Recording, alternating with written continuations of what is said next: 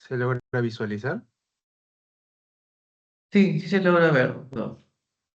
Ya, listo. Comenzamos entonces. Muy buenos días con todos. Soy el doctor Raúl Escalante, el médico ocupacional de la empresa. El día de hoy vamos a realizar una capacitación sobre primeros auxilios, basándonos principalmente en este contenido que muestro aquí. Como primer punto vamos a ver conceptos básicos de primeros auxilios. Vamos a ver el RCP o reanimación cardiopulmonar básico en adultos y niños, el manejo de heridas y hemorragias, el manejo de fracturas, manejo de quemaduras, también quemaduras por electrocución, asfixias, convulsiones y también un traslado seguro de la víctima, en este caso con el uso de camilla rígida y corrector de collarín. Bueno, vamos a ver primero los dos puntos principales. En este caso, ¿qué son los primeros auxilios? Los primeros auxilios son un conjunto de acciones, actuaciones y técnicas que permiten la atención inmediata de un accidentado con el fin de no agravar el daño inicial que éste ya presenta. ¿Cuáles son los 7 principios generales de los primeros auxilios? Primero, estar tranquilo y actuar rápidamente. ¿Ya? El que va a ayudar tiene que estar tranquilo, tiene que hacer una composición del lugar, que significa saber que, o verificar que el lugar en donde va a actuar es un lugar seguro para él y para la persona que está sufriendo en ese momento. Tercero, mover al herido con gran precaución. Ya sabemos que hay personas que pueden estar tiradas y no sabemos en realidad cuál fue el motivo por el cual están ahí, un accidente, una caída, un desmayo, una convulsión. Entonces hay que movilizar al paciente de forma con precaución y segura. Cuarto punto, examinar bien al herido, examinar pulsos, examinar que no haya ninguna fractura de repente expuesta, ¿ya? Que esté despierto o que esté inconsciente. Sexto, mantener al herido caliente, ¿ya? Porque el herido se suele a enfriar porque muchas veces lo encontramos pues en el medio ambiente, ¿no? A la intemperie. Entonces, que no pierda calor va a ser muy importante para que sus funciones vitales continúen estables. Séptimo, no dar jamás de beber a una persona inconsciente, ¿ya? Una persona inconsciente, nosotros tenemos dos conductos a nivel de la garganta, se podría decir, que es el esófago y la tráquea, ¿ya? Y la tráquea es por donde pasa el oxígeno y el esófago por donde pasan los alimentos y los líquidos. En este caso, si una persona está inconsciente, a nosotros darle algún líquido de beber podría pasar a la tráquea y ocasionar más bien una complicación de la situación en la que está. Octavo, tranquilizar a la víctima, si en el caso está despierta, tranquilizarla. Y noveno, no dejar nunca solo al accidentado. Entonces, ¿qué debes conocer de los primeros auxilios? Primero, el PAS, ¿no? ¿Qué es el PAS? Proteger, avisar y socorrer. Proteger al accidentado, a uno mismo y a las personas que se encuentren cerca. Como siempre les digo, lo principal es ver que el escenario donde ustedes se encuentren esté seguro, que no hayan, ya hay un accidentado, no queremos que haya más. Segundo, avisar. Siempre llamar a los servicios de emergencia, ¿no? En este caso 116 o el 106.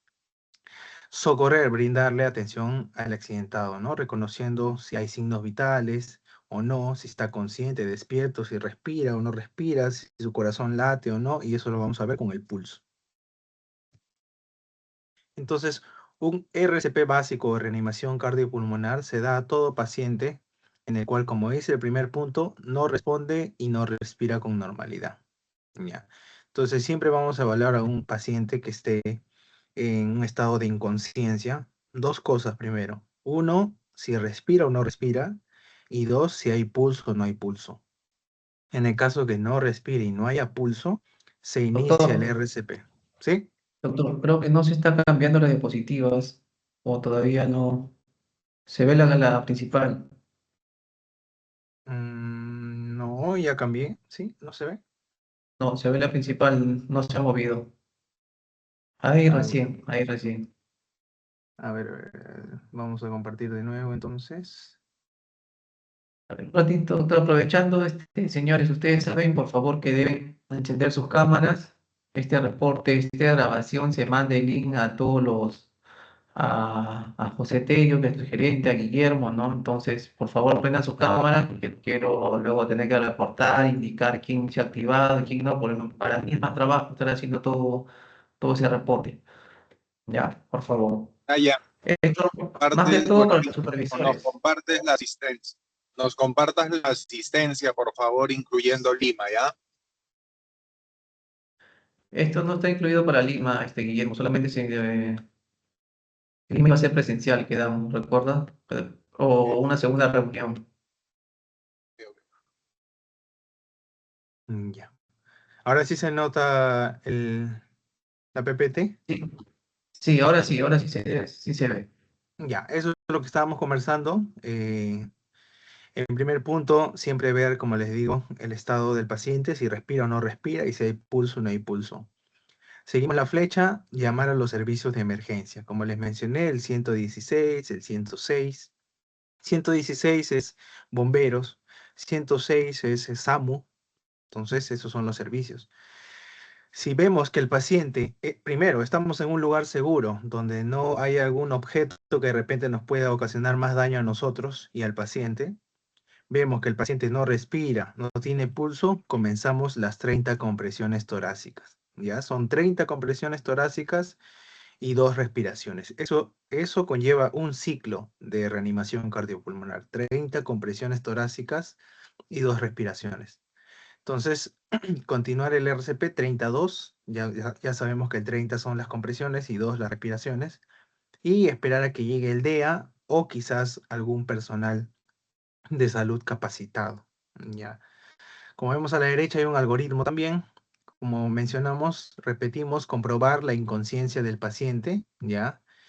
Abrir la vía aérea, maniobra frente-mentón, lo vamos a ver más adelante.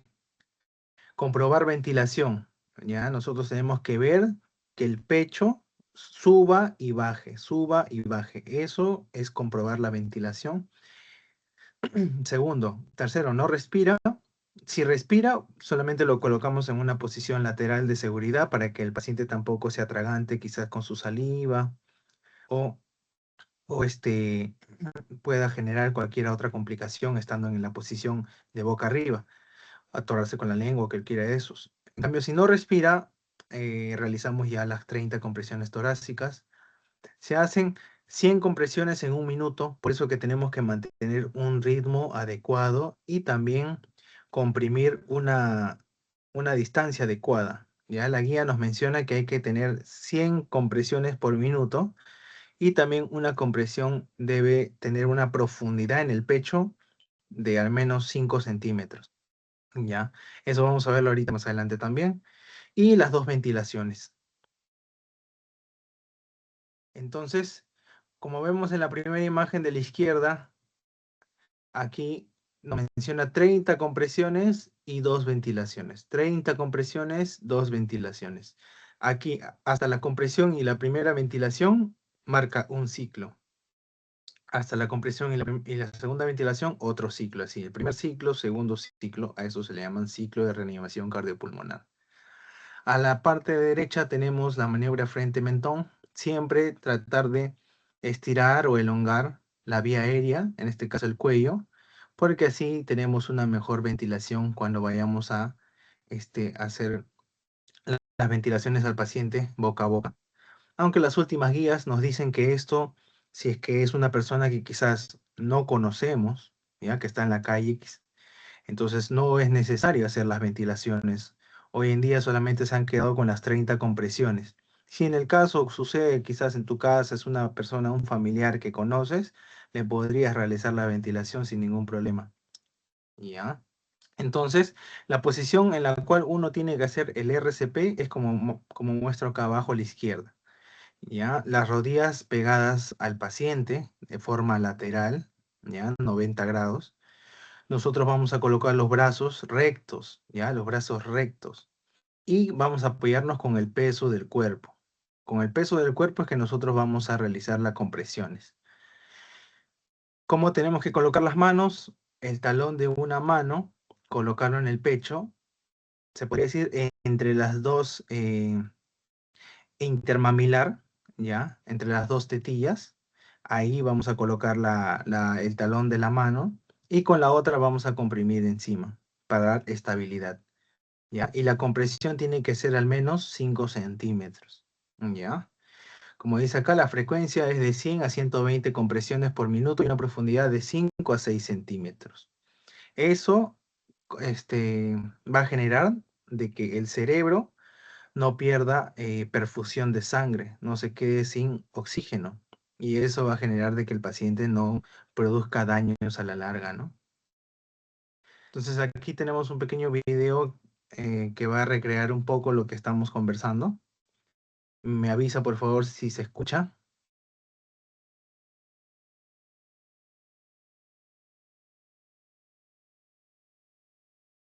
No, no se escucha.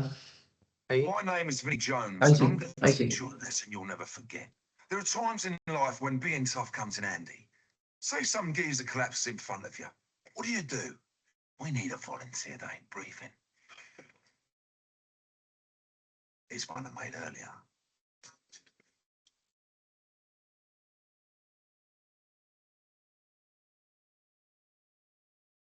First thing you do is you check him over. If he ain't responsive or he ain't breathing, or he's making noises like this,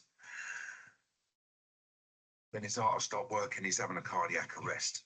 Look lively. First call 999. Then you do hands-only CPR and no kissing. You only kiss your missus on the lips. Watch. Lock your fingers together, knuckles up, then push down, right on the sovereign.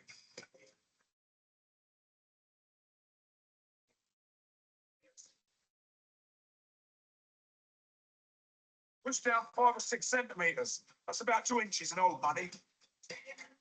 Push hard and fast, about 2 times a second. Like to the beat of staying alive. Worried you'll hurt him? Better a cracked rib than him kicking the bucket. Keep this up till the ambulance arrives. So don't forget, check him over. 999, push hard and fast to staying alive. It works. Hands only CPR. It ain't as hard as it looks. If you want to come in handy in an emergency, why not sign up for one of our Heart Start courses?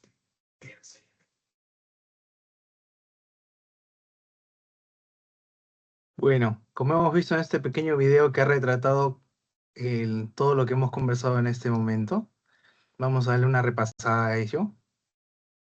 Ya, en primer lugar, aquí hay una persona que está herida, ¿no? Que está inconsciente, está en el suelo, por tanto no encuentra al paciente. Y siempre lo primero, asegurarse pues de que el escenario sea seguro para ambos, ¿ya? Entonces aquí pareciera que no hay nada que pueda generar algún daño, algún peligro para la persona que está haciendo la reanimación o que va a comenzar a hacer la reanimación y para el paciente mismo. Entonces aquí, ¿cómo inicia? Primero no responde, no respira, ¿no? Entonces siempre acercarse al paciente y decirle, señor, señor, señor, está bien, y con eso vamos a ver el nivel de conciencia. No responde, entonces es un paciente inconsciente. Entonces hay que ver si tiene pulso y si respira, ¿ya? En este caso le hace esos pequeños movimientos, el paciente no responde. Uy, se pasó. El paciente no responde. A ver, un momento. ¿Dónde está el video?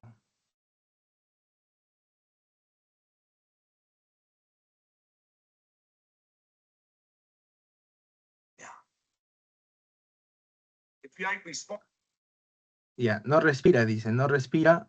Se pone a vigilar si es que hay movimiento en el pecho, no hay. El corazón ha dejado de latir. Y lo primero que hay que hacer es llamar a los servicios de urgencia. Ya, en este caso, si tienes un acompañante como él, al acompañante le vas a mencionar de que llame a la ambulancia. Ya, si no hay nadie y estás solo, tú primero inicias el RCP, la reanimación, y después del primer ciclo, que hemos hablado que el primer ciclo es de 30 compresiones y 2 ventilaciones, recién te pones a llamar, ¿ya? Pero si hay alguien, le mencionas a la otra persona que haga el llamado, ¿ya? En este caso, su compañero va a llamar a la ambulancia. Acá dice, besar los labios solo a tus parientes. Eso es correcto. Como le hemos dicho, si es que es una persona de la calle que no sabemos de repente qué enfermedades tiene, cuál es el motivo en el cual está allí, Entonces simplemente realizamos las compresiones nada más, ya no las 2 ventilaciones, sino las 30 compresiones, ¿ya? Entonces, de esa manera como está él graficando, es como tenemos que poner las dos manos, ¿ya? Este es el talón de la primera mano y la segunda mano va con los dedos entrelazados para dar más estabilidad, ¿ya? Luego de eso colocamos en esa posición, en esta zona del pecho. Se podría decir que entre las dos tetillas, ¿ya? Entre las dos tetillas, ahí es donde vamos a colocar las dos manos. Ahora, las compresiones, como les dije, tienen que ser de 100 a 120 compresiones por minuto. Entonces, hay algunas canciones que nos podrían ayudar a tener ese ritmo, ¿ya? Y en este caso están poniendo la canción de Stay Alive. No sé si alguno la habrá escuchado, pero esa canción ayuda bastante para generar el ritmo. Entonces, a veces cuando hacemos el RCP tenemos que tener esa canción en la mente, aunque suene un poco gracioso. Pero vamos a escuchar la música y el ritmo en el cual está haciendo las compresiones. Down, right on the socket.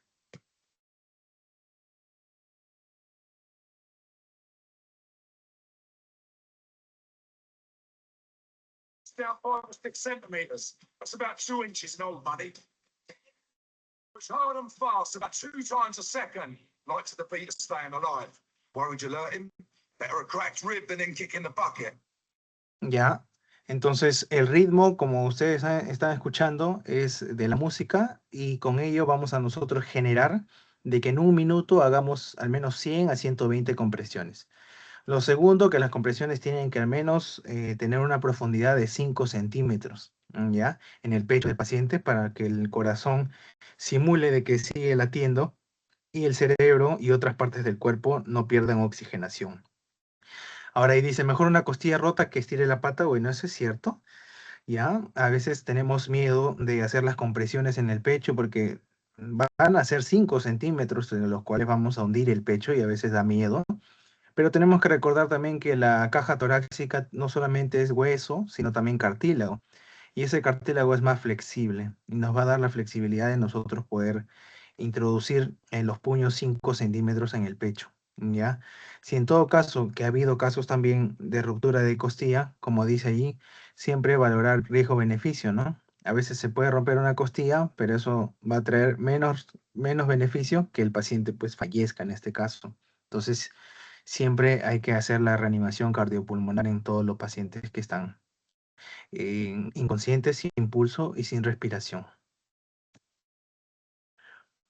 Ahora, como les mencioné y como dice en el video, luego de hacer las compresiones, ya que si estamos en la calle, vamos a llamar a los servicios de emergencia, ¿no? 116, el 106, o también en algunos centros comerciales hay unos aparatitos que también se llaman DEA, ¿ya? Que es un desfibrilador automático, que son como los que muestro aquí en la imagen. Estos aparatitos van a ayudar a poder realizar la reanimación cardiopulmonar. Como vemos en la imagen de abajo, son muy fáciles de usar, ¿ya? ¿Necesitan capacitación? Sí, pequeña capacitación, pero como ahora le vamos a dar, pero son muy fáciles de usar porque tienen todo señalado, ¿ya? Número 1 dice encender, ¿no? Acá está el botón encender.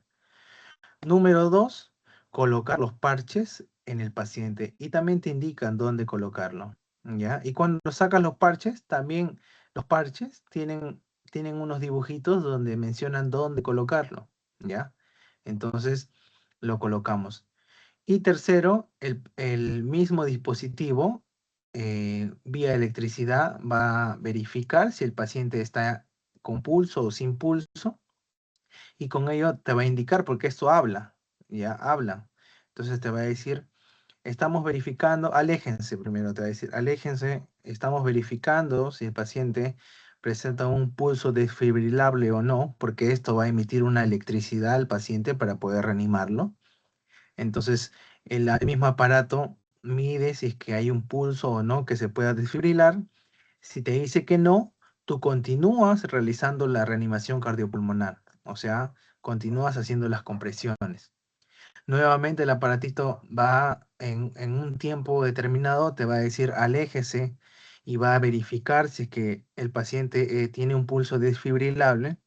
Y en el caso que diga sí, te va a decir vamos a comenzar la desfibrilación. Te tienes que alejar porque le va a producir o le va a generar un impulso eléctrico, el cual si tú estás cerca al paciente o estás en contacto, el pulso también te va a llegar a ti y te puede generar un daño.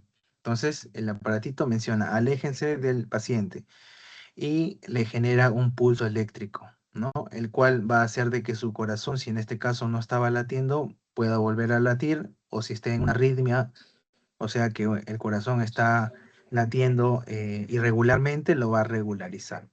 Entonces, esto es un aparatito que también se encuentra en los centros comerciales, muchos de ellos. Entonces, si es que de repente ocurre en un centro comercial, estamos realizando un RCP, hay que siempre solicitarlo. Las ambulancias también a veces lo tienen. Entonces, siempre es bueno conocer este aparatito que se llama DEA, ¿ya?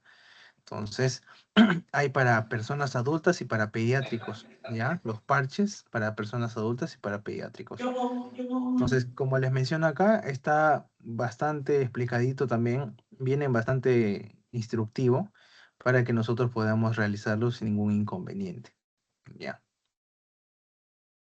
Ahora, el RCP en niños, como paso 1, comprueba igualmente, es parecido al del adulto, comprobar la escena que sea segura, revisar al niño o lactante que esté despierto o respirando con normalidad. El paso 2, grite pidiendo ayuda, ¿no? A otra persona que llame a los servicios de urgencia. Y comenzamos con la reanimación cardiopulmonar, que igualmente es 30 compresiones y 2 ventilaciones en el caso de niños, ¿ya? Si se necesita dejar al niño lactante para llamar, realice 5 ciclos de compresiones y 2 ventilaciones antes de irse a llamar, ¿ya? Entonces siempre hacer, ¿cuánto dijimos que era un ciclo? Unas 30 compresiones y 2 ventilaciones, eso es un ciclo, ¿ya? Si alguien se acerca a ayudar, llamar a los servicios de urgencia y a alguien que consiga un DEA. Como hemos dicho, el DEA, la imagen que hemos mostrado, es ese aparatito que también nos va a ayudar en la reanimación. Paso 3, realizar el RCP, ¿ya? En el caso de los niños, es parecido al del adulto, simplemente que es con una sola mano, ¿ya? Con una palma de la mano. Y también igualmente son 30 compresiones y a una profundidad de 2 pulgadas, ¿ya? Con una mano nada más. Realizar 30 compresiones y luego 2 ventilaciones.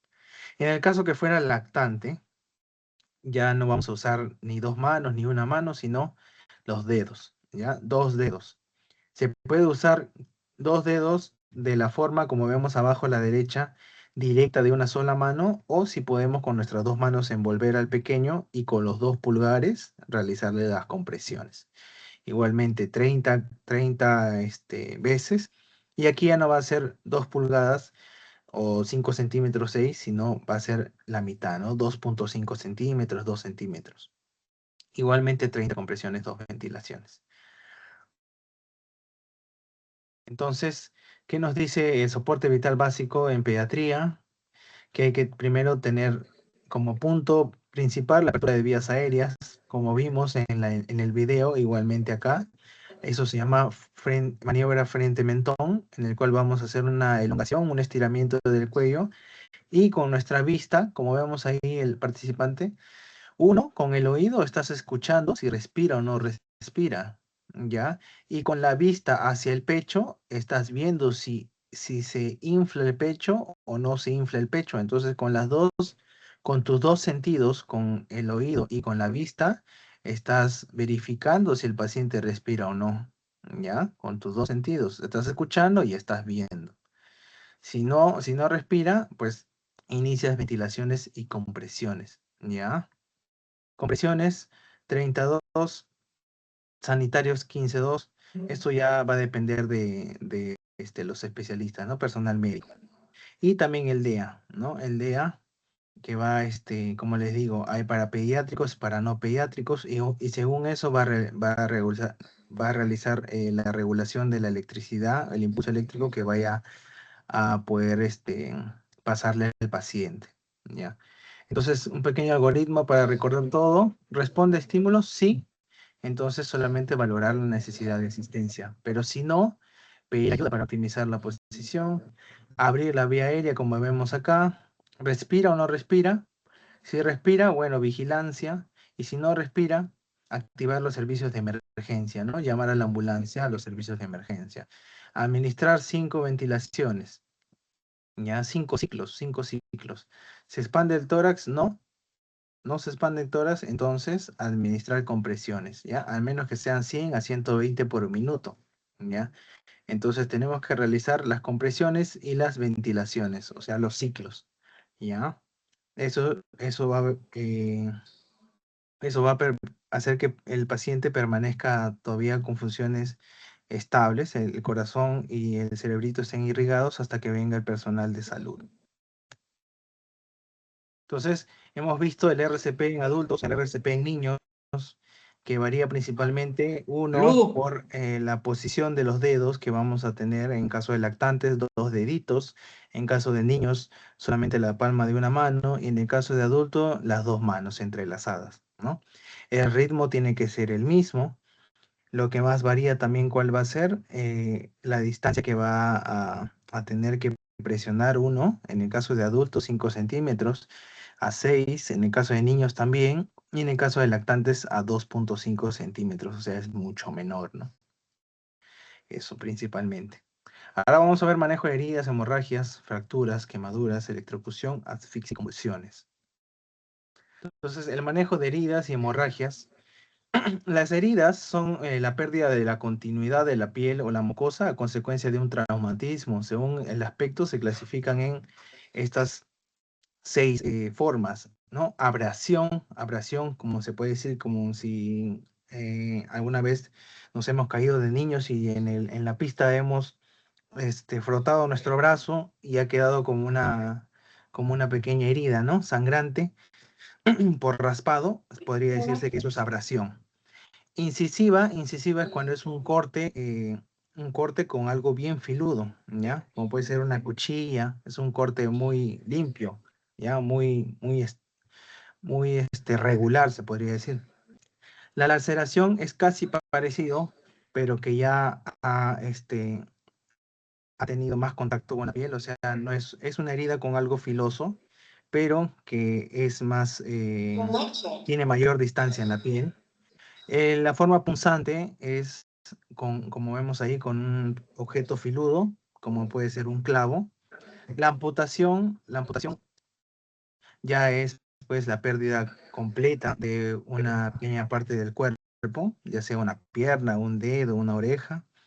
Y la abulsiva es cuando ya hay una herida que tiene un amplio campo de la piel, como vemos ahí. Eso es una abulsiva.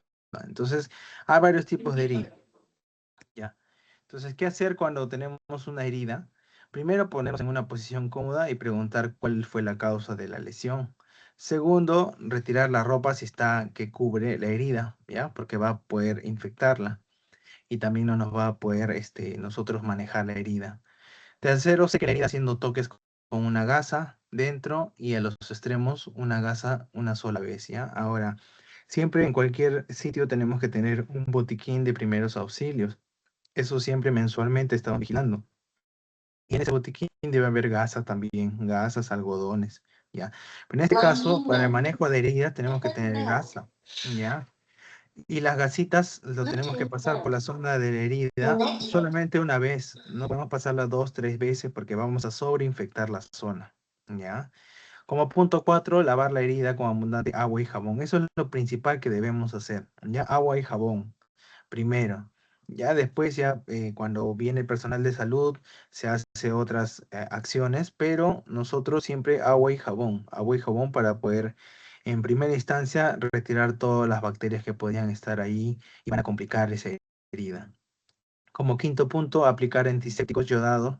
Esto también a veces está en el botiquín, ¿ya? Es lo más básico que podemos tener en el botiquín, el alcohol yodado, ¿ya? Y eso podemos colocarlo en la herida, también es un antiséptico muy fuerte, ¿ya? Agua, jabón o el alcohol yodado, esos 3 puntos al menos que como primera instancia tenemos que tener. Punto 6, cubrir la herida con una curita, una gasa, un apósito o una compresa, que es lo mismo.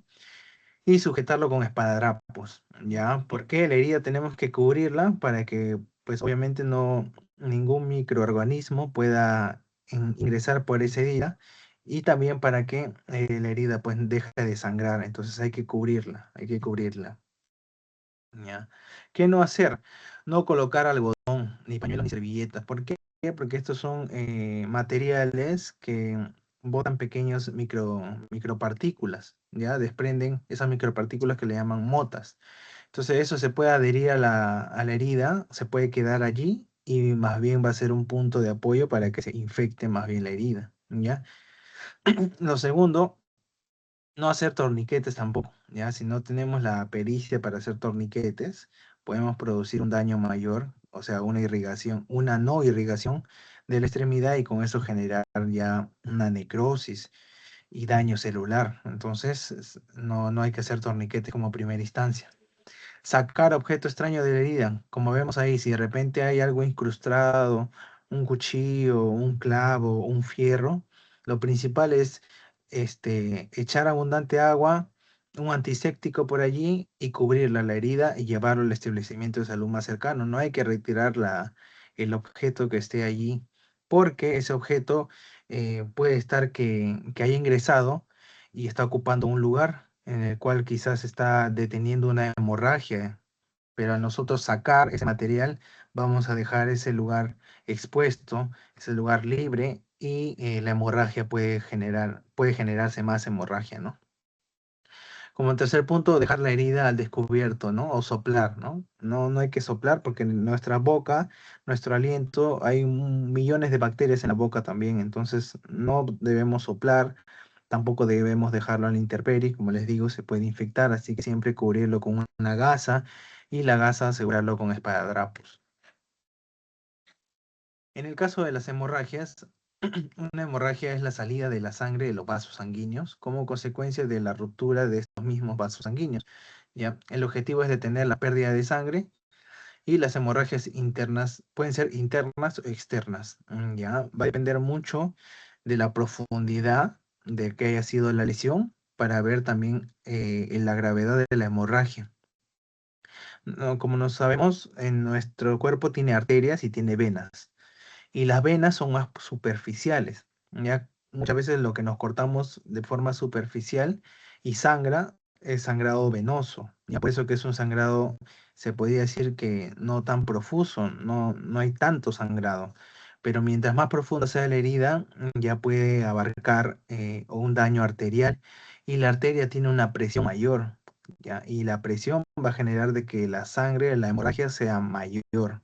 Entonces, ¿cómo diferenciar? Muchas veces bueno, a veces no lo vamos a poder diferenciar porque sangre es sangre, pero la sangre arterial es mucho más brillante, ¿ya? Es un rojo mucho más brillante, más claro. La venosa es la sangre más oscura. No sé, alguna vez nos hemos cortado y hemos visto la sangre que es oscura, vinosa, ¿no? Vino, como un vino. Entonces, eso es venosa, pero la arterial es mucho más clara. ¿Ya? Y la capilar, que es de poca cantidad, ¿no? Ese es un raspado, un pequeño corte por encima, ese pequeño sangrado es capilar, o sea, no hay mucho sangrado porque no maneja tanta sangre los capilares, a diferencia de las venas y mucho más en las arterias. Entonces, el manejo de fracturas, como cuarto punto, es la pérdida de la continuidad en la estructura del hueso, ¿ya? Como vemos en la imagen. Estas lesiones pueden poner en peligro la vida del paciente si están acompañadas, como hemos dicho, de una hemorragia, ya sea arterial, o también algún daño del sistema nervioso, produciendo alguna parálisis. Esa es una radiografía, ¿ya? Y estamos viendo que hay una ruptura del hueso. Ahora, aquí solamente estamos viendo el hueso, pero alrededor del hueso tenemos bastantes músculos, arterias, nervios. Entonces nosotros al generar esta ruptura, al generarse esta ruptura, entonces los nervios que están por aquí o los vasos sanguíneos que están rodeando al hueso pueden también cortarse con este filo, ¿no? Del hueso que se ha fracturado.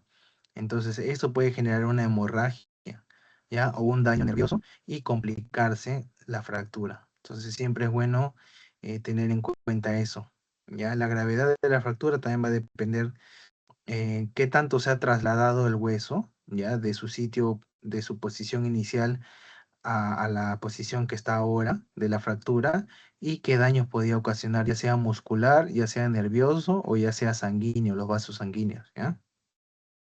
Entonces tenemos, según eso, hay dos clasificaciones de fractura, fractura cerrada y fractura abierta. La cerrada es la cual es la cual el hueso se ha roto, pero permanece todavía dentro de la cavidad anatómica, así como vemos en el punto 1 y el punto 2. O sea, se encuentra todavía dentro de la pierna, se puede decir en este caso, ¿no? La pierna, ¿no? Se ha fracturado, esto se ha fracturado, no ha tenido movilización, miren, se ha quedado en la misma posición, pero está fracturada. Esta es una fractura con movilización de hueso, pero que todavía se encuentra dentro de la cavidad. En cambio, estas son fracturas cerradas, pero en cambio una fractura abierta es una fractura en la cual ya el hueso está expuesto por afuera de la piel, ya ha habido un corte gigante, ¿ya? Entonces, fractura abierta implica la presencia de una herida abierta y la salida del hueso fracturado al exterior, ¿ya? Entonces, hay que tener en cuenta eso. ¿Cómo vamos a manejar cada una de ellas? En las fracturas cerradas vamos a aplicar un estabilizador, ¿ya? Un estabilizador, en este caso se llama férula, ¿ya? Mira, ahí férulas se puede colocar en una extremidad grande, como puede ser todo el antebrazo, o también en un dedo, ¿ya? Un dedo fracturado podríamos también generar una férula. ¿Ya? Entonces, ¿cómo lo vamos a generar? El largo de las tablillas debe ser tal que no sobrepase la articulación. Entonces, el largo del soporte de las tablillas que vamos a colocar tiene que ser del mismo largo de toda la extremidad, ¿no? No puede sobrepasar mucho. Acá un poquito está sobrepasando, debería ser un poco menos, ¿no? Y colocarlo por encima y por debajo de la articulación que estamos nosotros estabilizando. Ya puede usarse materiales tal como sea una tabla, una lámina ancha de metal, ¿ya? Entonces, pero previo a esta tablilla, a este soporte rígido que vamos a colocar, tenemos que colocar también aquí abajo toruntas, ¿ya? Algodón o gasas para que no genere pues esta compresión que vamos a hacer con la tabla un daño. Y muy aparte porque la zona de la piel no es pues recta, ¿no? Sino tiene pequeños relieves. Y eso nosotros al cubrirlo con algodón o con gasa vamos a generar de que sea una estabilización más completa. Como vemos aquí, al tener este algodón, esta gasa, vamos a generar que vamos a llenar esos huecos y al final la tabla va a quedar rígida, ¿no? Rígida. Entonces, mantener estabilizado en su sitio y con la ayuda de una venda o un pedazo de tela alrededor, podemos envolverlo, ¿no? En este caso, aquí lo han envuelto y aquí también, ¿no? Con esparadrapos o algunos lo vendan toda la zona para poder mantener todo esto rígido, pues, ¿no? La cosa es mantenerlo rígido, que no haya un movimiento para que el hueso fracturado que está dentro no ocasione más daño hasta llevarlo a un centro de salud en el cual ya le van a realizar una radiografía y van a valorar, así como vemos aquí, el grado de la fractura que haya tenido. Entonces, eso, con las fracturas cerradas. Con las fracturas abiertas, también vamos a sostener firmemente con gasa o apósito sobre la herida y asegurar con una venda, ¿ya? En este caso, como hay un hueso salido, ¿ya? Que ha salido por la piel, entonces simplemente no vamos a tratar de ingresar el hueso nuevamente al cuerpo. No, simplemente vamos a cubrir esa zona para que no esté expuesta, como hemos dicho, a infecciones. Entonces vamos a cubrirlo con una gasa, con un apósito grande y llevarlo inmediatamente a un centro de salud, ¿ya? No vamos a intentar hacer ninguna manipulación de la extremidad que está siendo afectada, ¿ya? Porque podemos ocasionar más daño sanguíneo de lo que ya está y generar mucha más hemorragia, como les digo. Entonces, ¿cuáles son las recomendaciones? Evite retirar el calzado. En este caso, retirar el calzado. Si hay fractura abierta, controle la hemorragia, ¿ya? Por ejemplo, en ese caso, si que fuera una fractura en la pierna, por eso dice evitar retirar el calzado, porque vas a hacer una pequeña manipulación ahí y podrías empeorar la fractura que ya está implantada en el paciente. Si hay una fractura abierta, controlar solamente la hemorragia, ¿ya? Tapando la zona, cubriéndola y envolviéndola con gasa o envolviéndola con una venda, ¿ya? Controlar la hemorragia de esa manera hasta llevarlo a un centro de salud. Si se sospecha de una lesión de columna por una caída, quizás un paciente se cayó sentado y no puede movilizarse, entonces evitar cualquier movilización hasta que venga el personal eh, capacitado, ya que vamos a ver ahora en las últimas PPTs cómo se moviliza el paciente. Si la lesión está acompañada de otras más graves como dificultad respiratoria, quemadura, atiéndalas antes de inmovilizar. Así es. O sea, si hay un paciente que se ha caído, se ha fracturado y está haciendo quizás una parada cardiorrespiratoria, como hemos visto al inicio, no vamos pues primero a preocuparnos de la pierna rota, sino tenemos que preocuparnos primero de realizar el RCP, la reanimación cardiopulmonar, ¿no? Entonces, tenemos que ver eso también. Ya tenemos que ver eso, la gravedad de las otras complicaciones que esté cursando y cuál vamos a atender primero. Manejo de quemaduras. ¿Ya? Las quemaduras se dividen en 3 grados, grado 1, grado 2, grado 3, primer grado, segundo y tercer grado. El segundo grado en realidad también se divide en 2 grados, pero principalmente es casi lo mismo. Ahora, ¿en qué se diferencia los grados? Se diferencia no solamente en la extensión, sino en la profundidad en la cual se ha generado la quemadura. Ya la quemadura de primer grado solamente va a abarcar la epidermis. En cambio, como vemos ahí en esta imagen de la piel, este es el componente de la piel. Ya acá están los vellitos de nuestra piel. La primera capa se llama epidermis, la segunda se llama dermis y la tercera hipodermis. Entonces, según la afectación de estas capas, por eso que hay primer grado, segundo grado, tercer grado, ¿ya? Como vemos en la imagen, el primer grado es solamente que está afectando la epidermis, la parte superficial, ¿no? Segundo grado ya pasó hasta la dermis, ¿ya? Por eso aquí vemos que hay arterias, hay venas, hay nervios también, ¿ya? Y tercer grado ya cuando pasó hasta la parte de abajo de la hipodermis, ¿no? Entonces, acá tenemos algunas imágenes que nos pueden mencionar más o menos cómo se puede ver grado 1, grado 2, grado 3. Pero principalmente lo que vamos a ver como diferencia, se podría decir, es las ampollas, ¿ya? Entre el grado 1 y el grado 2 son las ampollas, esas pequeñas bolsas que se generan cuando uno se quema, hay unas bolsas de agua que se generan en la extremidad, eso se llama las ampollas o flictemas, ¿ya? Entonces, cuando vemos la presencia de ellas, es que ya es un grado 2, ¿ya? Esa es la diferencia entre el 1 y el 2. El 1 simplemente es la quemadura superficial, como cuando vamos a la playa y nos quemamos, nos ponemos bien rojo, nos arde la espalda, el brazo. Ese es un grado 1 que es superficial. El grado 2, ya como ya abarcó ya la parte de la dermis, entonces ya se generan las ampollas y los flictemas, ¿ya? Y es muy dolorosa también. Y el grado 3, a diferencia del grado 2, el grado 3 ya no duele ya.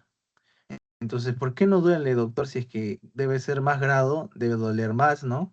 ¿Cómo no va a doler? No duele porque ya como la ha abarcado tanto la quemadura, que ya ha quemado hasta los nervios. Entonces, al no haber nervios, terminaciones nerviosas en esa zona, ya no te va a doler. Pero no significa que sea algo bueno, sino es algo malo porque los nervios que abarcaban esa zona han sido destruidos, ¿ya? Ese es un grado 3. Entonces, por eso dice una destrucción extensa de la piel y unas lesiones no dolorosas, ¿ya? Eso es un grado 3. Grado 2, principalmente acuérdense cuando hay ampollas. Ya cuando salgan esas ampollas, ya es grado 2. Y el grado 1 es una quemadura superficial, como el que cuando vamos a la playa. Entonces, reglas generales de toda quemadura: no quitar los pedazos de telas adheridas a la piel, ¿ya? Hay muchas veces algunos se queman, hay quemaduras extensas y de repente está el polo pegado a la herida, no tratar de quitarlas, ¿ya? Vamos a generar más daño en la piel del paciente y vamos a abrir paso a que haya mayor sangrado y segundo a eso, ¿sí? Ok. Y seguido a eso vamos a generar que haya más infecciones en esa zona. No reventar las ampollas. En el grado 2, como hemos dicho, van a generarse ampollas. Y esas ampollas en realidad es una forma que el cuerpo está protegiéndose, libera líquido para formar una capa protectora entre la parte externa del medio ambiente y la herida que se ha formado, ¿no? Por la quemadura. Entonces, si nosotros reventamos las ampollas en un sitio que no es el adecuado o no está bien cuidado o no está aséptico, no está limpio, por ejemplo, en la calle, en la casa, vamos a generar un punto de ingreso de infecciones, ¿ya? No usar antisépticos, aerosol ni remedios caseros, ¿ya? En este caso, nada de eso, nada de eso. Lo principal, si es que es grado 2, acudir al centro, al establecimiento de salud. Y si es grado 1, ahí sí, principalmente agua chorro, ¿ya? Agua chorro, nada más. Y si genera mucho dolor, alguna pastilla pues para el dolor, paracetamol, 500 gramos o 1 gramo principalmente. Y obviamente no exponerlo al sol. No hacer presión sobre las áreas quemadas tampoco. Tampoco no hay que hacer presión. ¿Ya? ¿Qué no hacer en una quemadura? No aplicar ungüentos, ¿ya? Nada de ungüentos, mantequilla, hielo. Algunos le echan algunas pastillitas trituradas en las heridas, cremas o aceites, nada de eso. Nada de eso, ¿ya? No respirar ni soplar sobre la herida, porque ya hemos hablado sobre esta quemadura, porque vamos a generar mayor incidencia de infección en la zona. No toque la piel muerta o ampollada, ya al menos sin unos guantes o la correcta manipulación no debemos tocar esta zona porque vamos a infectarnos. O sea, acá el riesgo es de la infección que se puede sobre, sobreponer a lo que ya está dañada la piel. No retirar la ropa que esté pegada a la piel, ¿no? En este caso no hay que retirarlo. No administrar nada a la persona vía oral si hay una quemadura grave. ¿Por qué? Porque una quemadura grave ya es que la persona tiene un componente, o sea, el cuerpo ya en un porcentaje ha sido ya afectado. Y muchas veces cuando ocurre eso, también los humos que ha generado el incendio donde haya estado el paciente, puede haber inhalado esos humos calientes y generar también daños a nivel de la tráquea, el esófago, la boca, la nariz. Entonces, puede haber generado quemaduras internas ya, no solamente externas, sino internas por inhalación de estos humos calientes.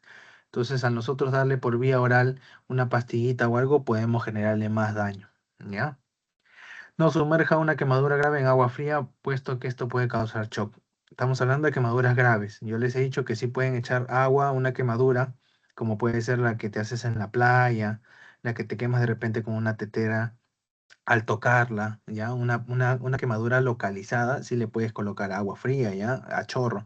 Pero aquí dice una quemadura grave. Como vemos, ya grave es mayor a 33% del cuerpo. Entonces a eso no podemos colocarle agua fría porque le vamos a generar una hipotermia al paciente y podemos generarle una baja de presión y un shock. Como sexto punto, la electrocución. Esto también genera quemaduras, ¿ya? Quemaduras. Entonces, por tensiones, por electricidad. Las tensiones bajas se pueden producir pequeñas quemaduras en el punto de contacto, ¿no? Algunos pacientes pueden producir convulsión y algunos también la muerte. O sea, eso siempre hay que tenerlo en cuenta. El riesgo de muerte en caso de electrocución es alto porque nuestro cuerpo o nuestro corazón también se rige de bastante electricidad. Como hemos visto, el DEA es un aparato que nos va a generar un punto de electricidad en el cuerpo para nosotros reiniciar el corazón, ¿no? En el caso de una parada cardiorrespiratoria. Entonces, igualmente, si generamos una electricidad o estamos en contacto de una electrocución, también puede generar lo contrario, ¿no? No que reanime el corazón, sino que lo detenga. Entonces es igual, es igual. El manejo de la electricidad siempre tiene que ser con los materiales pues adecuados, ¿no? Lo vamos a ver ahora. Entonces, ¿qué hacer? ¿Qué hacer en caso de un paciente electrocutado? No tocar a la víctima mientras esté en contacto con la fuente de energía, pues, ¿no? Porque nosotros al tocarlo también vamos a electrocutarnos. Como punto 2, si es posible permanecer sobre una zona aislante, seca, utiliza algún material no conductor, ¿no? En este caso madera, vidrio, goma, ¿ya? Guantes de goma a veces, para separar al accidentado de la corriente que está ocasionando el daño. Y punto 3, es probable que esté en parada cardiorrespiratoria. Entonces, como les digo, ¿no? O sea, una electrocución puede generar una parada cardiorrespiratoria también en un paciente. Si es así, comenzar a hacer el RCP, la reanimación cardiopulmonar que hemos visto al inicio. Bueno, esto es un pequeño relato que hemos visto como dice aquí, la mañana del 17 de julio de 1967, Randall Champion agarró por accidente un cable. La tremenda descarga de 4160 voltios le salió por el pie. Herido de gravedad, el trabajador quedó colgado de su arnés de seguridad e inconsciente a 6 metros del suelo, mientras sus compañeros corrían a socorrerlo. El primero en llegar fue Jimmy Thompson. Al ver el rostro azulado de su colega, recordó sus cursos de primeros auxilios y le practicó una reanimación cardiopulmonar y también el boca a boca para poder intentar salvar su vida. Sopló varias veces por la boca de su compañero y logró que su compañero despertase. Y así, con la ayuda de otros trabajadores que había acudido de auxilio, pudieron bajar al obrero del poste y esperaron la llegada de la ambulancia y llevarlo al hospital, ¿no? Thompson había salvado a Champion y Moravito, que presenció el suceso, realizó una serie de fotografías en cámaras. Entonces, esto es conocido como el beso de la vida, el cual le ha salvado la vida a su compañero que ha tenido pues una electrocución y una parada cardiorrespiratoria. El escenario pues no es el adecuado, como hemos dicho siempre, como primer punto, ver que el escenario sea el adecuado, que no haya algún riesgo, pero en este caso estaba el paciente pues colgado, ¿no? Colgado con su arnés. Entonces en cualquier momento el arnés también se podía romper y ocasionar algún accidente mayor. Pero bueno, tuvo la intención con sus primeros auxilios que había recibido y pudo salvarle la vida a su compañero al menos, con un pequeño RCP y unas ventilaciones que le generaron de que no se asfixie, ¿no? Porque estaba ya con las extremidades azules. Entonces, ¿qué observamos aquí en las siguientes imágenes? Un paciente que se ha sido electrocutado, ¿ya? Y como vemos aquí, sus compañeros están teniendo los materiales adecuados, en este caso unos guantes ya para aislar, y también están tratando de separar al compañero de la fuente de corriente con un palo, ¿no? Un material de madera, el cual no va a generar una conducción eléctrica y ocasionar el riesgo de que el compañero también se electrocute. Igualmente aquí, tratando de movilizar a su compañero con un palo de escoba de madera, ¿ya? Y colocándose sobre una zona que no pase pues corriente, una madera, un cartón. Asfixia, punto 7. La asfixia es la pérdida de la conciencia ocasionada por la falta de respiración que produce disminución de oxígeno y aumento del CO2 en la sangre, ¿ya? En el caso de asfixias, como vemos en la imagen, ese es el signo universal de la asfixia, ¿ya? O atragantamiento. Entonces siempre el paciente se va a colocar las dos manos en la garganta, ¿ya? Eso es algo inconsciente que vamos a realizar cuando nos estemos asfixiando. Entonces ese es el signo universal. ¿Qué vamos a ver en un paciente asfixiado? Que va a tener incapacidad para hablar, ¿ya? Muchas veces habla, algunas personas hablan, otras no, y con eso nosotros ¿qué podemos valorar? Valorar de que el objeto con el cual se ha atragantado está ocasionando una obstrucción total o una obstrucción parcial de la vía aérea. Y según eso, si es total, obviamente hay que actuar mucho más rápido, ¿no? Que la parcial, pero igualmente los dos hay que actuar. Como punto 2, la dificultad respiratoria, no va a poder respirar. Respiración ruidosa, ¿ya? Porque el conducto por donde respira está obstruido, entonces el aire que pasa va a generar un ruido como de asfixia. Y el punto 4, de repente cuando ya haya pasado mucho tiempo, esta asfixia va a generar de que las extremidades pues se pongan moradas, violáceas, ¿ya? Eso se llama cianosis porque no hay irrigación de sangre, o mejor dicho, de oxígeno a las extremidades y esto genera el color moradito. Entonces, en la obstrucción parcial de las personas van a toser, ¿no? Es una obstrucción parcial, van a intentar toser y se les debe animar a continuar tosiendo y no se deben dar golpes en la espalda ya que genera obstrucción total. Así es. Ya si un paciente se está obstruyendo, se está ahogando, bueno, no ahogando, mejor dicho, se está asfixiando, ahogar es con agua, se está asfixiando, entonces hay que primero vigilar de que al momento de toser él mismo pueda generar ya la desobstrucción de la vía aérea, pero si en ese caso no puede hacerlo con su propia manera, hay que ayudarle con la maniobra de Heimlich. Ya, esto es una maniobra universal. Es el procedimiento de primeros auxilios recomendados para casos de asfixia por atragantamiento en personas que tienen más de 1 año de edad. ¿Ya? Entonces, como vemos en la imagen de la derecha, hay que colocar un puño cerrado debajo de la sifosis, que es este huesito de acá, se llama sifosis. Pero si queremos verlo de una manera más coloquial, es la boca del estómago, lo que le decimos, ¿no? La boca del estómago, ahí vamos a colocar el puño, un puño, y con la otra mano vamos a sostener. Ahora, el puño debe tener también, debemos acá tener el pulgar en esta zona, ¿ya? Para poder generar la presión adecuada y siempre en J, ¿ya? Como vemos aquí, es para adentro y para adentro y para arriba, o sea que tenemos que hacer en J. Como punto 1, se abraza a la persona con ambos brazos desde atrás, como vemos aquí. Se envuelve el puño de una mano con la palma de la otra, como vemos aquí. Se colocan ambas manos encima del ombligo, pero debajo de las costillas, ¿ya? Ese punto de ahí, que nosotros a veces le llamamos boca del estómago. Se presiona el abdomen con movimientos sucesivos empujando hacia arriba, o sea, hacia adentro y hacia arriba, o sea, como una J, ¿ya? Nunca se debe intentar extraer el objeto metiendo los dedos a la boca, ¿ya? Porque hay pacientes que de repente por por la desesperación te van a morder y peor, te pueden ocasionar daño a ti, ¿ya? Ahora, si tú estás solo y te atragantas, también se ha indicado de que podemos realizarlo poniéndonos sobre un objeto duro, ya en este caso de repente una silla o una mesa, y con la esquina de la mesa, con la esquina de la silla, nosotros poder generar esa presión. Como vemos aquí, él ha puesto su puño en la zona donde debe ser, en la boca del estómago, y con la silla, como es un punto de apoyo este, mm, parcialmente estable, entonces él va a generar que con el peso de su cuerpo va a empujar acá, y esto va a generar de que el puño haga la simulación como si una persona le estuviera realizando igualmente la maniobra de Heimlich, ¿ya? Y eso podría salvarle la vida a cada uno de ustedes. ¿Qué hacer en el caso de gestantes y niños? En los casos de los niños, colocar los dedos en la mitad de esternón, como vemos ahí en la imagen, y dar compresiones rápidas hacia abajo, ¿ya?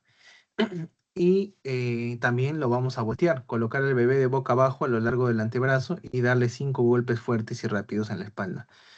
En el caso del bebé sí se da golpes en la espalda con el talón de la mano, como vemos en la imagen, ¿ya? Entre las dos escápulas hay que darle estos golpes y siempre inclinarlo como vemos en la segunda imagen, ¿ya? Inclinarlo hacia abajo, o sea, la boca más abajo que todo el cuerpito, para nosotros también por gravedad ayudar a que el objeto salga.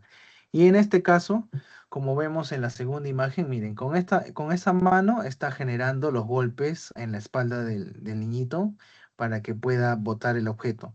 Con esta mano está agarrando la cabeza para que tenga estabilidad, pero también aquí puede usar los dos dedos para poder introducir acá dentro de la boca del bebito, y si de repente el objeto ya salió de la cavidad del esófago y ya quedó en la boca, puede retirarlos rápidamente. Entonces, esta es la posición siempre que hay que mantener. Igualmente acá, le estamos haciendo las compresiones, pero con la otra mano está por debajo de todo el cuerpo del paciente y con la mano estabilizando la cabeza, ¿ya? Porque ellos no estabilizan muy bien la cabeza y eso va a generar después de que se pueda complicar todo este manejo, ¿ya? Entonces siempre hay que estabilizar la cabeza, y aquí con los dedos te puedes ayudar vigilando si es que ya salió el objeto que estaba obstruyendo o no, ¿ya? En el caso de niños. En el caso de gestantes, obviamente lo vamos a realizar el Heimlich con mucho más cuidado, pero por encima de toda la masa uterina que se está formando, pues, ¿no? En la gestante, ¿no? Encima de toda esta altura uterina, vamos a generar igualmente las compresiones. En el caso de las convulsiones, cerca de 1 de cada 10 personas tendrá una convulsión a veces en su vida. Esto significa que las convulsiones son comunes y que es posible que algún día usted necesite ayuda de alguien durante una, ¿ya? ¿Y qué se debe hacer? Durante las convulsiones, dejar al paciente en el suelo y solo proceder a cuidar la cabeza, poniendo los antebrazos como almohadas, como estamos viendo en la imagen de la izquierda, ¿ya? Después de la convulsión se podrá al paciente de cúbito lateral para que drene las secreciones. O sea, siempre tratar de colocarlo de costado, se podría decir, ¿ya? Uno, para que no se atore con sus secreciones, en este caso la saliva, ¿ya? Y 2, colocar los brazos, como vemos allí, para proteger la cabeza del suelo con los movimientos que va a generar, y la pierna también recogida, ¿no? Para darle más estabilidad. Entonces, a continuación indicamos algunas cosas que usted puede hacer para ayudar a una persona que presente este tipo de convulsión. Como punto número 1, con cuidado recuesta a la persona en el piso. Punto número 2, voltea a la persona suavemente hacia un lado. Esto le ayudará a respirar, como vemos en la imagen. Punto 3, retire del área alrededor de la persona algún objeto duro, filoso, en el cual se puede hacer más daño con las convulsiones que está ocasionándose. Punto 4, poner los antebrazos como almohada. Punto 5, si tiene anteojos, obviamente lo vamos a quitar, lo vamos a retirar. Y punto 6, suéltele la corbata o cualquier otro instrumento que esté pues alrededor del cuello y que le vaya a dificultar la respiración, ¿ya? Si tiene casco, todo ello hay que retirarlo, hay que retirarlo. Convulsiones, ¿qué no se debe hacer en las convulsiones? Punto número 1, no tratar de sujetar a la persona o evitar que se mueva, ¿ya? No vamos, con sujetarlo no vamos a ocasionar nada. Simplemente ponerle en un sitio seguro y dejar que pase la convulsión. Obviamente llamar a los servicios de emergencia también, ¿ya? O en todo caso, si es que ya pasó la convulsión, lo podemos llevar y recupera la conciencia, lo podemos llevar a un sitio, a un puesto de salud o a un hospital más cercano. Punto número 2, no ponga nada en la boca de la persona porque esto podría ocasionarle más lesiones en los dientes, en la mandíbula, ¿ya? Punto número 3, no intente darle respiración boca a boca como RCP. Por lo general las personas comienzan a respirar de nuevo por su cuenta después de una convulsión. Así es. Entonces, muchas veces un paciente que convulsiona no va a necesitar reanimación cardiopulmonar, no es que se le detiene el corazón o dejan de respirar, ¿ya? Son cosas muy distintas. ¿Que puede ocasionarse? Sí, pero ya sabemos cómo nosotros podemos verificar, ¿no? Con la tensión del cuello, mirando el pechito y tomándole el pulso también. Punto número 4, no le ofrezca agua ni alimentos a una persona hasta que esté completamente alerta. Así es, entonces si un paciente convulsiona, muchas veces después de esa convulsión hay un periodo que se llama el periodo post-ictal y ese periodo es en el cual el paciente está recuperando la conciencia después del proceso de la convulsión. Entonces si ahí nosotros le damos un alimento o un agua, podría atorarse, ¿no? Porque no está consciente del todo y ocasionar más daño del que ya se ha realizado. Y como punto número 9, el traslado seguro de la víctima. Hay que tener en cuenta el traslado seguro. El traslado de los pacientes de forma segura es fundamental para evitar agravar lesiones causadas por accidentes, ¿ya? Entonces, ¿qué materiales tenemos que usar?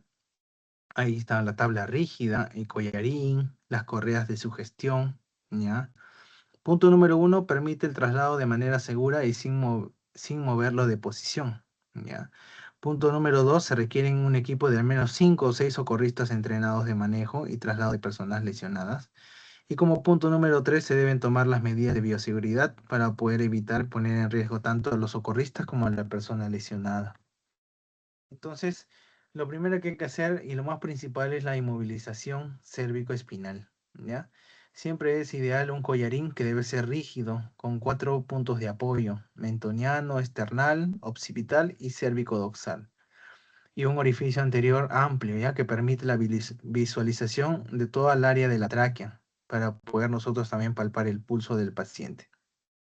El collarín cervical no limita todos los movimientos del cuello, se debe ir siempre asociado de los estabilizadores laterales en la tabla.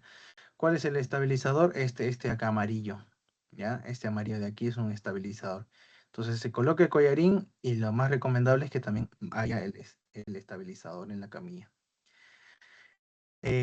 Técnica, son 2 personas necesarias, ¿ya? Uno, el socorrista, que coloca la columna cervical en posición neutra desde la cabeza del paciente, presentándonos el collarín. Es la persona que está con las manos aquí, ¿ya?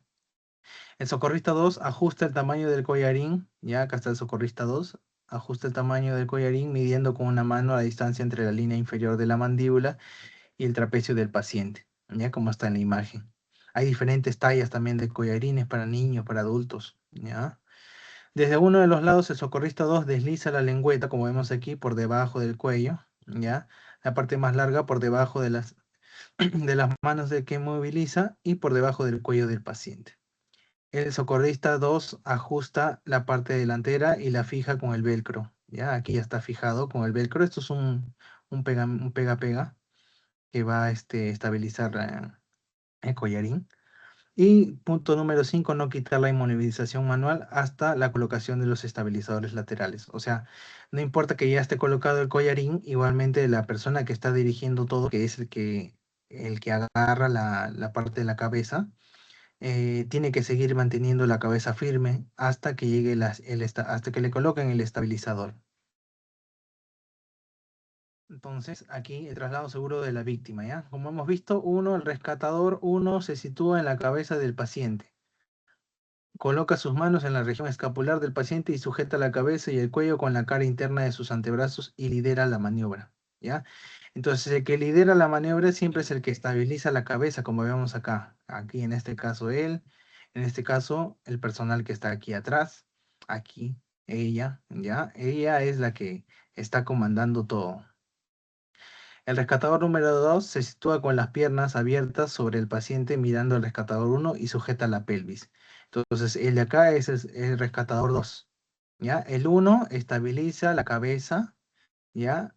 Y el sujetador 2 ya la zona pélvica se pone por encima del paciente y con la fuerza de sus brazos va a estabilizar la zona pélvica. El rescatador 3 se coloca de igual manera que el rescatador 2 y sujeta las piernas aquí atrás, como vemos, ¿ves? Entonces todos van a alzar al paciente en forma coordinada para que no pierda la postura en la cual ha estado tendido en el suelo, ¿ya? Y eso va a ocasionar cualquier movimiento brusco que pueda ocasionar algún daño mayor al que ya está el paciente. Levantar al paciente en bloque mientras el rescatador 4 desliza el tablero desde los pies a la cabeza. Aquí está, el último rescatador. Lo desliza. En un segundo paso se baja al paciente en bloque para colocarlo sobre el tablero. Entonces el rescatador 4 coloca el tablero por debajo y después colocamos al paciente en la tabla rígida con los sujetadores y todo lo demás, ¿no? Para poder trasladar. Mira, acá no tenemos material, acá es movilización del paciente sin material, sin la tabla rígida. Entonces, ¿qué podemos hacer? El método de la cuchara, ¿no? Técnica de colocación, los rescatadores se colocan en el lado accesible del paciente con la rodilla flexionada, así como vemos acá, ¿ya? O están acá, están con la rodilla flexionada, como vemos aquí. Punto 2, el rescatador 4 sujetará con una mano el cuello y con la otra los hombros y liderará la maniobra. La que está aquí lidera la maniobra, como les digo, siempre lidera la maniobra la persona que está sujetando el cuello y la cabeza, ¿ya? Esa es la que estabiliza. Si hay 4 rescatadores, uno sujetará la cabeza y 4 los hombros. El rescatador 2 sujetará con una mano la zona lumbar y con otra la zona pélvica. Igualmente, ¿no? Cada uno va a ir sujetando una zona, con tal de que el paciente lo podamos movilizar en bloque, ¿ya? Como punto 5, levantar al paciente hasta la rodilla flexionada, como vemos aquí en la segunda imagen. Llevar al paciente hacia el pecho de los rescatadores y estos se pondrán de pie. Ahí está. Entonces, al pecho y los colocamos de pie. Y así nosotros podemos llevar al paciente también en el caso de que no haya el material adecuado. ¿Ya?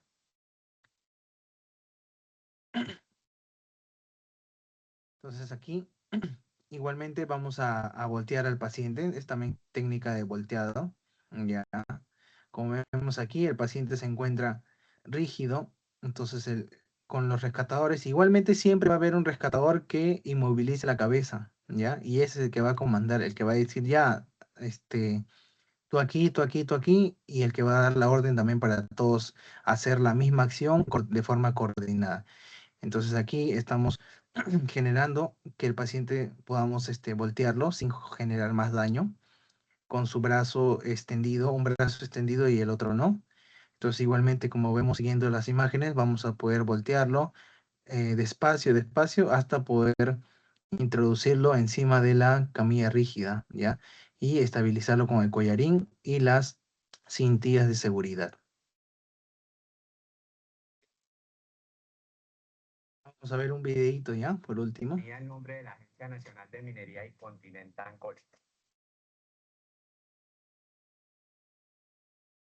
el famoso inmovilizador cervical. El cerebro está conectado con el cuerpo a través de unos nervios. Del cerebro sale un nervio gruesísimo que se llama médula espinal, que va dentro de la columna.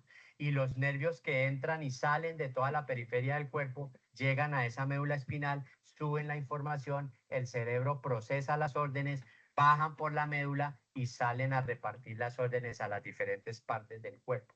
Cuando hay una lesión en la columna, una fractura, una luxación, pero todavía la columna está estable, eso puede ser por un golpe, cualquier tipo de trauma, la frenada que hacemos en los vehículos, en los accidentes, la acción y la reacción, el latigazo que llaman, eso puede hacer que si yo no maneje la columna manteniéndola estable todo el tiempo, la columna por alguna razón se desplace. Por ejemplo, que el paciente haga esto. Entonces la columna se desplaza y al desplazarse, porque como no está estable, porque está lesionada, está fracturada, está luxada, entonces al desplazarse corta la médula. Y al cortar la médula, pues deja incomunicado al paciente del punto de corte hacia abajo y del punto de corte hacia arriba. Entonces el paciente, las órdenes no bajan y la información tampoco sube. Eso hay que protegerlo. Y para proteger eso es que nosotros utilizamos el inmovilizador cervical y colocamos al paciente en la camilla rígida. Es para mantener esa columna recta. Entonces, técnicas hay las que quieran. No importa la técnica que ustedes usen. Lo que ustedes tienen que valorar es que la técnica que ustedes estén usando mantenga la columna alineada, mantenga la columna recta. Si la técnica que ustedes usan mantiene la columna recta, perfecto, funciona. Si no mantiene la columna recta, no funciona. Entonces, la principal herramienta es el inmovilizador cervical, porque es que esta parte es la que tiene mayor movimiento para lo que les estaba diciendo. Y la camilla es la que protege el movimiento de la cintura. Esa me lo estabiliza la camilla. Entonces, ¿cómo manejamos nosotros la inmovilización cervical? Hay una persona que está agarrada a la cabeza. ¿Cómo es lo que enseñan ahorita de técnica? Que abren las manos dejando las orejas entre los dedos y ahí sostienen. Esa técnica no la vamos a utilizar en salvamento minero porque es muy insegura, porque el paciente se resbala. Entonces lo que vamos a coger es el pómulo con el dedo pulgar, con el índice la mandíbula y con los otros 3 dedos la parte posterior de la cabeza del occipital. Así tenemos un agarre muchísimo más seguro. Pómulo, mandíbula y los otros 3 atrás. Esos son los 3 puntos que yo debo tener. Eso me da agarre. Aquí se me suelta fácil. Por eso nosotros lo vamos a manejar así.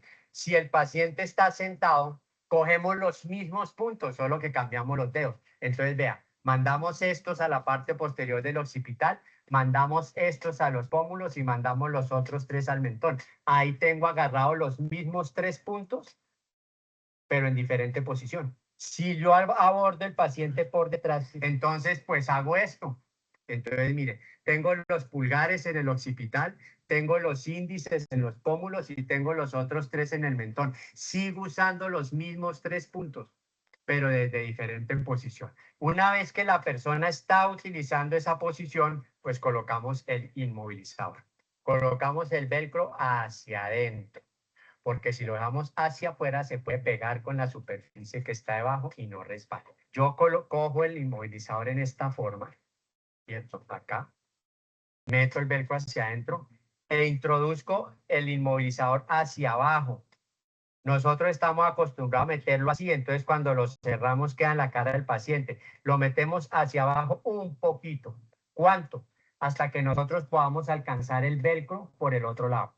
Una vez que alcanzamos el velcro por el otro lado, no jalamos. Cerramos acá.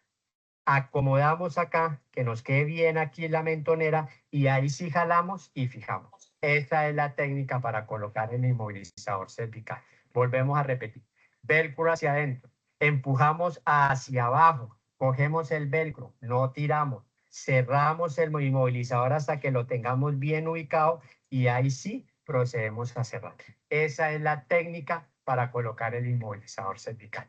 Y ya para poner el paciente en la camilla, lo que sí tenemos que considerar es estos puntos de apoyo. Los hombros, la cadera, la rodilla y los tobillos. Si yo tengo varias personas, pues el primero estará así, hombros y caderas. El segundo estará así, rodillas y cadera, cruzado con el anterior, o sea, las manos se van a ver así. para que entre los dos formen uno solo.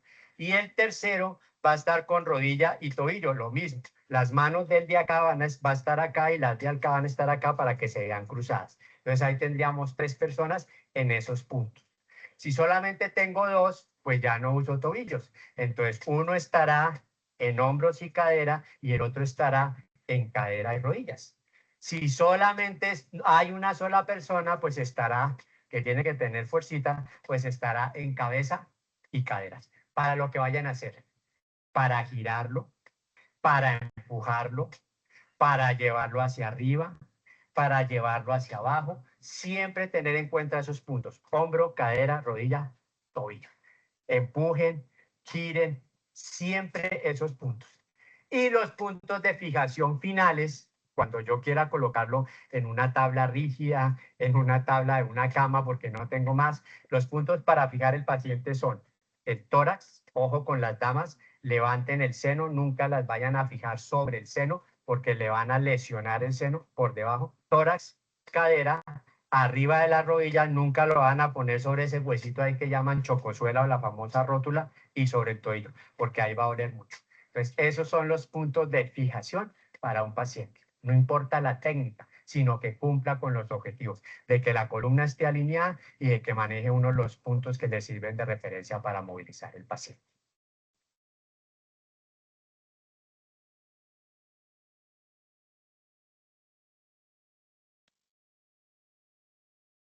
Listo. Muchísimas gracias.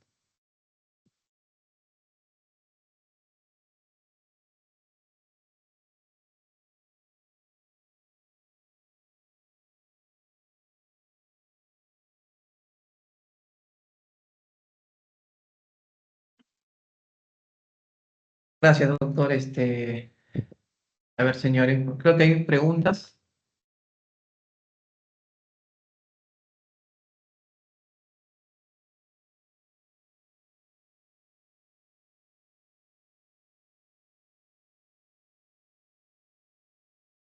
Hola, hola Brian, buenos días. Brian, veo que para el caso de las fracturas no se ha utilizado el famoso torniquete, sino que se está utilizando una inmovilización con 2 tablas. ¿Quiere decir que los torniquetes ya no se utilizan? Son las férulas para tratar de inmovilizar, ¿no?, esa fractura, para evitar que el trabajador por el dolor o algo cause algún movimiento, lo pueda enderezar o acomodar él mismo, ¿no? O para que no genere una lesión mayor. Todas fracturas siempre se deben inmovilizar. Eh, bueno, el doctor también habló sobre el torniquete, que debería ser la última opción en caso de una amputadura o una hemorragia mayor, ¿no? A ver, los torniquetes todavía se utilizan. Sin embargo, el peligro que puede ocasionar de una persona que no está bien preparada puede ocasionar un daño mayor al beneficio que éste presenta.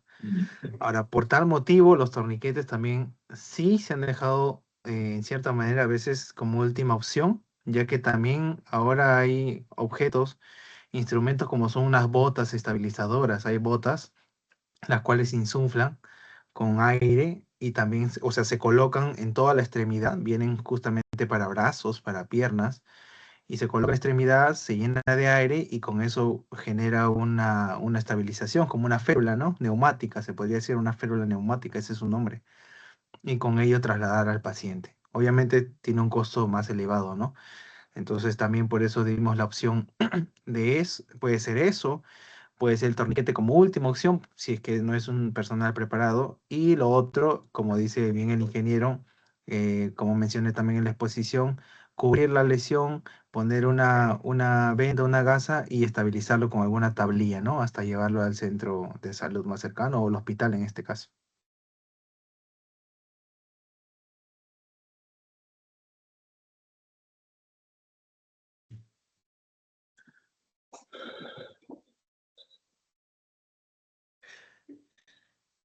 Tengo una pregunta, pero no sé si hacerla.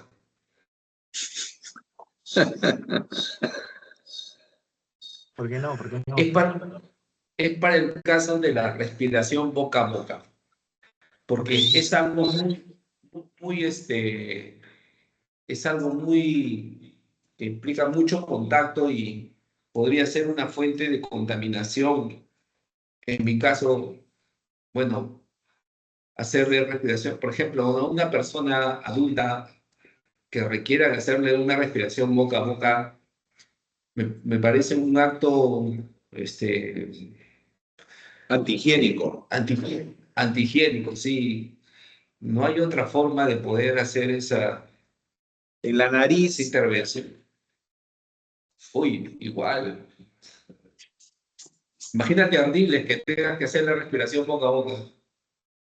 que le hagas la respiración a Raúl, por ejemplo, o a Brian. Ah, A ver, ahorita le muestro. no hay otra forma. Pasó, José, ¿qué pasó? Yo no he dicho nada. Yo he dicho Ardiles nada más, ¿no? Imagínate, Ardiles. Evelyn, le da un paro a Ardiles. Ahí sí te doy la Sí. razón, José, ahí sí te doy la razón. Que se muera. Y doctor, y complementando lo que dice José, con todas estas políticas que salieron, políticas de salud que salieron a partir del COVID, donde se suspendió, por ejemplo, el dosaje etílico o esta medición de que si tienes o no alcohol en las carreteras y soples, lo quitaron justamente para evitar contagios. Esta práctica rebasa esos límites, o sea, no importa ese nivel de posibilidad de contagio. No. Como expliqué, lo expliqué en la exposición de RCP, de reanimación.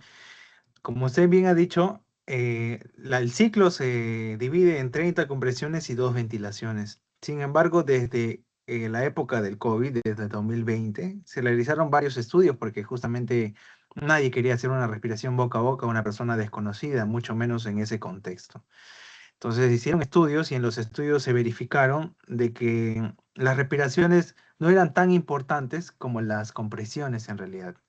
Entonces, Okay. por tal motivo se quedó, como dije en la exposición, que si es una persona que usted conoce, que ocurre de repente dentro de su domicilio, en su mamá, su papá, su esposa, no sé, y produce un RCP y usted tiene la seguridad, pues la conoce, le puede realizar las 30 compresiones y las 2 ventilaciones. Pero si es una persona desconocida que encuentras en la calle, un trabajador, un colega que quizás no conoces de repente sus enfermedades que vaya a tener o por la misma higiene, solamente las compresiones, 30 compresiones, 30 compresiones, 30 compresiones, 30 compresiones, 30 compresiones, nada más. Ahora también por ello también se crearon dispositivos como el que estoy mostrando ahí, que son para respiración en caso de RCP. También sería bueno tenerlos en cuenta, ¿ya? Son como unas pequeñas mascarillas que tienen en la puntilla una parte para que el reanimador pueda soplar y no tener contacto pues con las secreciones del paciente al cual está realizándole la técnica, pues, ¿no? Quedó clarísimo, gracias. Así es, así es. Está bien. Está buena la pregunta. ¿Alguna otra pregunta?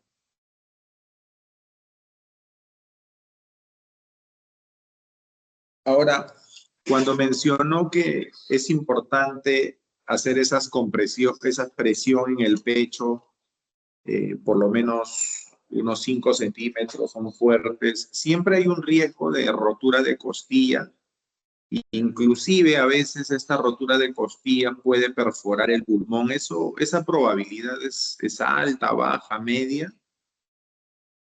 Ya, si nosotros, por eso, o sea, los estudios se han hecho justamente para ver eso. O sea, ¿por qué decimos 5 centímetros? O sea, porque se ha estudiado que al menos ese grado de flexibilidad presenta la caja torácica. O sea, por eso es que uno debe entrenar esto, porque no debe hacer menos de 5 centímetros porque es insuficiente la técnica. O sea, no va a generar una buena irrigación de sangre a nivel de todo el cuerpo cerebral. Y no debes hacerlo más porque ahí vienen los riesgos de generar fracturas. sea, por eso se hacen los estudios y se avalan una determinada profundidad, ¿no? Y en este caso 5 o 6 centímetros.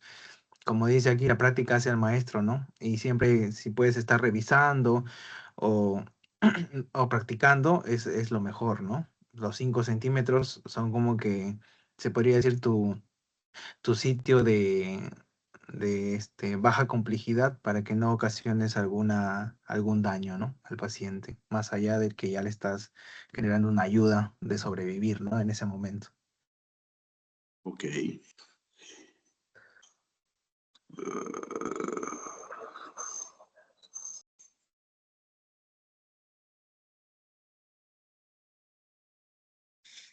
Doctor, una consulta. ¿Y qué pasa si hacemos de repente la compresión, pero si no, de repente no se llega a los 5 centímetros o no se hace en la postura correcta o algo? Obviamente de repente no se va a lograr la reanimación, pero podemos, podemos ocasionar un daño o algo mayor o no pasaría nada, solamente es una mala, se hace mal y no se logra reanimar al paciente o al herido, ¿no? Ujú. Ya. Si hacemos mal la técnica y no hacemos, o sea, la posición del reanimador, como vemos en la imagen, no sé si se está viendo, la posición del reanimador es para la comodidad del reanimador. ¿Por qué? Porque el reanimador no va a estar ahí 1 minuto, 2 minutos. Puede estar hasta 15 minutos, 20 minutos, hasta que llegue la ambulancia. Estamos en el Perú. Entonces, ¿cuánto demora una ambulancia en llegar hasta el sitio de, que ha ocurrido el accidente? Más el tráfico que hay en Lima. Entonces, aproximadamente se ha visto que unos 10 a 15 minutos se demora una ambulancia en llegar al sitio, a la escena, ¿no? del accidente. Entonces, vas a estar ahí al menos 10 minutos y te vas a cansar. Créanme que te vas a cansar al hacer las compresiones. Es como un Sí. ejercicio. Y, y entonces la posición que se ve ahí es principalmente para que no te canses, porque con todo el peso de tu cuerpo vas a poder generar las compresiones y con ello generar un menor esfuerzo, se podría decir, para que el reanimador no se canse en esos minutos que va a hacer toda la maniobra. Ahora, lo segundo, si es que, como les digo, si es que es insuficiente las compresiones que vamos a realizar, no van a ser efectivas y no va a generar pues lo que nosotros queremos, ¿no? Que al final no haya muerte cerebral, que eso es lo más importante en estos pacientes.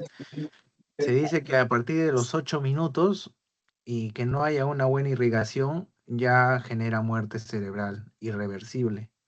Entonces, por eso que nosotros tenemos que manejar una buena técnica. Siempre se requiere manejar una buena técnica, porque así lo hagamos si no tenemos las compresiones adecuadas, no vamos a generar una irrigación y más bien podemos causar más daño, ¿no? Ya, doctor, otra consulta. Yo, por lo que he hablado con los supervisores, hay almacenes donde no hay un centro médico cercano, ¿no? Entonces, esperar una ambulancia que venga de repente es algo que no va a ocurrir, ¿no? Entonces, ahí, ¿qué se puede hacer? ¿Trasladarlo de forma inmediata? Claro, trasladar al paciente colocándoles, lo más recomendable sería pues quizás una camioneta o un carro amplio donde el paciente pueda estar echado completamente y seguir haciéndoles las compresiones, ¿no? Porque en realidad esto se hace en un sitio rígido, porque nosotros vamos a tener que presionar el pecho y hundir los 5 centímetros. Si es un sitio que no es rígido, ¿cómo sabemos que estamos presionando la distancia correcta, ¿no? O sea, al final el paciente se va a hundir en el sitio donde esté. Por eso tenemos que ser rígido. Pero sí, lo que tendrías que hacer es seguir haciendo el RCP hasta llegar al centro de salud, pues, ¿no? Ya. Bueno, sí. Bueno, supervisores, ¿hay más? ¿Hay preguntas? ¿Otro tema? Creo que se quedó claro con respecto al tema de las quemaduras, que en primer grado era abundante agua lo principal y evitar en la medida poner remedios caseros, ¿no? Como de repente cremas o hasta incluso hasta pasta dental, ¿no? Que algunos se colocan, ¿no? Entonces, eso hay que tenerlo claro.